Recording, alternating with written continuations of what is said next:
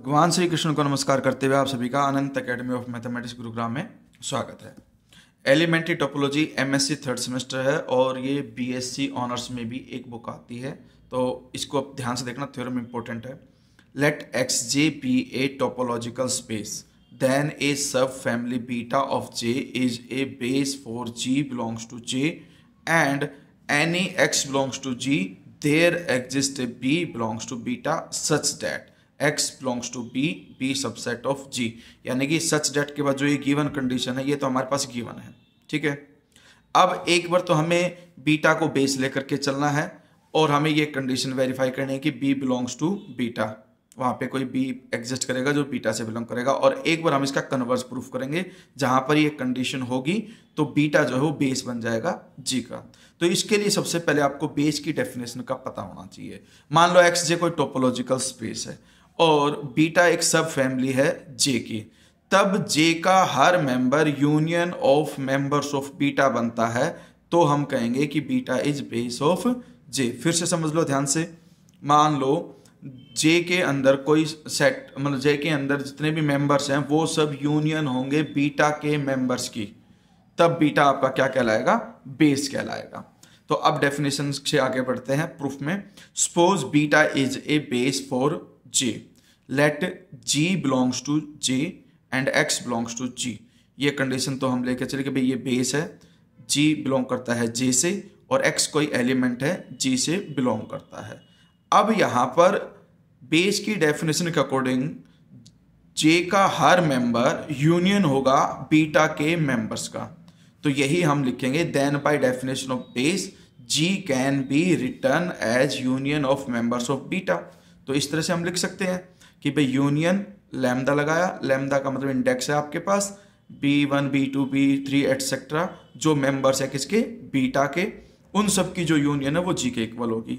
अब x अगर जी से बिलोंग करता है तो x इस यूनियन से बिलोंग करेगा।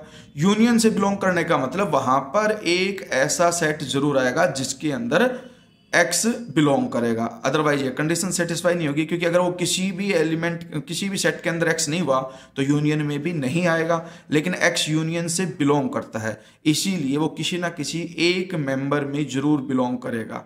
तो वो हमने मान लिया there exist some b belongs to beta such that x belongs to b subset of g, ठीक है। क्योंकि जो b है वो इस यूनियन में से कोई एक हिस्सा है, तो वो B इसका सबसेट होगा और ये G के इक्वल है, तो ये कंडीशन हमारे पास गिवन भी है। अब कन्वर्ज में चलते हैं। Let G belongs to J be any arbitrary member. Now let X belongs to G, then by given condition there exist a B X belongs to beta. यानी कि देखो X आपका G से बिलोंग करता है, ठीक है, और गिवन कंडीशन क्या कहती है कि वहां पर आपके पास कोई एक B है जो बिलोंग करता है किससे? बीटा X से, जो इस कंडीशन को सेटिस्फाई करता है। तो वही इन्होंने लिखा कि भाई आपके पास X अगर G से बिलोंग करता है तो वहां पर एक BX आएगा जो बिलोंग करेगा किससे? बीटा X से, और कंडीशन इस तरह से बन जाएगी कि X तो इस बीटा X BX से बिलोंग करेगा, BX सबसेट होगा किसका? G का, ठीक है। अब यूनियन ले लेते हैं। यूनियन लेंगे इस तरह से कि भाई आपके पास यहाँ पर यूनियन ली x किससे बिलोंग कर गया? G से, क्योंकि हम कंडीशन ये लेके चल रहे हैं। अब यहाँ पर क्वेश्चन है, एक बच्चों के माइंड में ये भी अराइज होता है कि ये BX को सबसेट ऑफ G कैसे दिखाया। एक्चुअली हमारे पास स्टेटमेंट में ही ये कंडीशन गिवन है कि भाई x belongs to B belongs to G, तो यही कंडीशन हम गिवन लेकर के चल रहे हैं, तो इसीलिए इसको हमने लिखा है। अब यहाँ पे यूनियन कर दी, इधर यूनियन लगाएंगे, इधर यूनियन लगाएंगे, G के हर मेंबर की यूनियन G के ही इक्वल होता है, तो G का यूनियन G के साथ G ही आएगा, इसलिए यहाँ यूनियन नहीं लगाई। अब हमारे पास कंडीशन ये हो गई कि अगर X G से बिलोंग करता है और G के सभी एलिमेंट्स की यूनियन वापस G के ही इक्वल आ जाएगी, तो इस तरह से जो यूनियन ऑफ BX बनी वो सुपर सेट भी बन गया G का और सबसेट भी बन गया G का, तो इसका मतलब G और ये यूनियन इक्वल है।